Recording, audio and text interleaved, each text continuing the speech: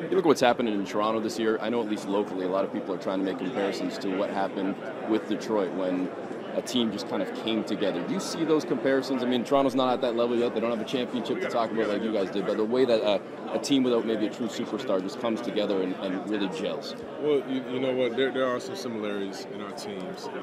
One, they have a very strong leader with the ball in his hands, and Kyle. DeMar, fortunately, he's back going and he's getting himself back together. They got a guy that can close. They got two guys that can close games. Defensively, they communicate, they talk, the effort's there. So they do. They have a very good nucleus. They got something beautiful going on. Hopefully, they can advance further than they did last year and just keep building on it. I mean, it's not something that 1 year it's just going to happen. Now, with that being said, the team can get momentum here and they can make a run. They can make a run. I really believe in that team. I believe in great leadership. I believe in talent, and they have both. Kyle has spoken about you specifically and the similarities in his game to yours and how he kind of molds himself. Do you see those comparisons as well, and do you kind of take a little bit of pride in knowing that guys are molding themselves after you? Yeah, I do. And Kyle he's like a little brother to me, to be honest. I've spent a lot of time with him, training with him and showing him things during the summer times, and it's been a process with Kyle. His career is, it's kind of resembled mine a little bit early on, him kind of moving around, not finding his spot, his niche.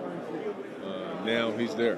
He's there, and I'm happy and I'm proud of him. And, it's just a reflection of all of those things, him being here this weekend and representing Eastern Conference starting. So I'm very proud of Kyle and what he's able to do. But as I told him yesterday, the work is just beginning, man. This weekend will be over on Sunday.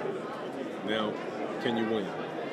So he knows that I'm never going to let off the throttle on him, and I keep a lot of pressure on him because I believe in it. Last one for you. I know your time in Toronto was very brief, but you spent a lot of time close to the border in Detroit. The growth of the Canadian game overall, and you see an Andrew Wiggins and a Kelly Olynyk and all the other names, and just the way that Canada basketball seems to be kind of stepping up to that next level. Do you see them becoming eventually a team that you're going to be talking about amongst the best of the best when you look at the world stage? Absolutely. You look at them. They got two guys that have been number one picks in the NBA draft. Yeah. And they're just beginning. We got the Steve Nash and the guys who are, a little longer in the tooth than some of these young guys, but greatness, greatness. And I've always seen Canada and the U.S. is the same thing. Same thing. And now some of these guys are coming out and are going to be some of the best players in this league, and it's just going to continue to get better every single time.